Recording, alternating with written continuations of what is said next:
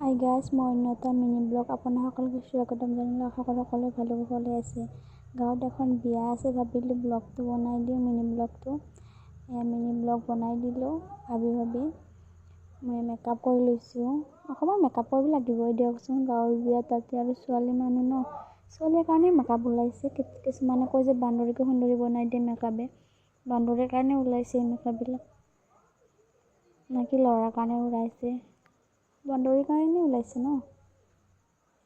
Makeup কৰি থাকোঁতে কি যে মই গান মাৰি আছোঁ, লগতে মুখত একশ্যন দি আছোঁ। চাই থাকিবচোন, কেমেৰাবোৰ সদায় এনেকুৱা হয়, মুখখন এনেকৈ দিয়া যায় যে।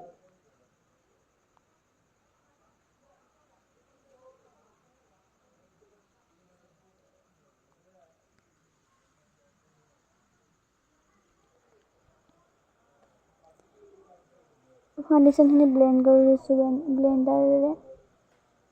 ধুনীয়া বগা হৈছে ন।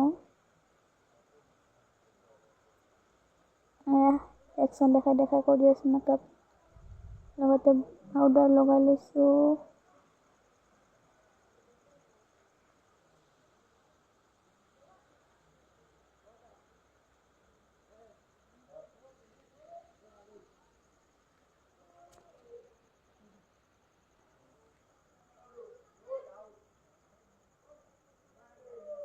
লগতে আই মেকআপ কৰিছোঁ ব্ৰাউন কালাৰৰ।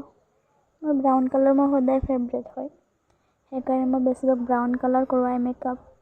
দেখিছেনে মুখখন কেনেকৈ দি থাকোঁ মাজে মাজে কেমেৰাৰ আগত। ৰিয়েলকৈ মই এনেকুৱা নহয় দেই, সঁচাকৈ ৰিয়েলকৈ মই এনেকুৱাই। কেমেৰাত যেনেকুৱা পাগলামি, ৰিয়েলতো পাগলামি কৰি থাকোঁ।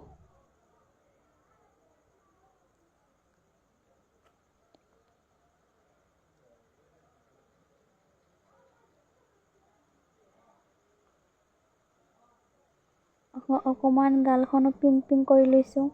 পিংক কালাৰটো এনেও বিশেষ প্ৰিয়, বহুত প্ৰিয়। মাজে মাজে হাঁহি আছোঁ, কিয় জানেনে? মোক নিজকে চাই থাকিলে মোক হাঁহি উঠি যায়। ডেইলি লাইফত কেনেকুৱা, আৰু ক'ৰবাত গ'লে মেকআপ কৰিব লাগে, এইটো কেনেকুৱাত মুখখন কেনেকুৱা লাগে।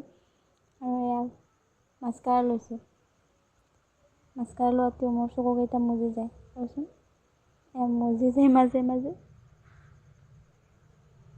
আইলাইনাৰ লগাই লওঁ বুলি ভাবিছোঁ, আইলাইনাৰ অকণমান লগাই ল'লোঁ।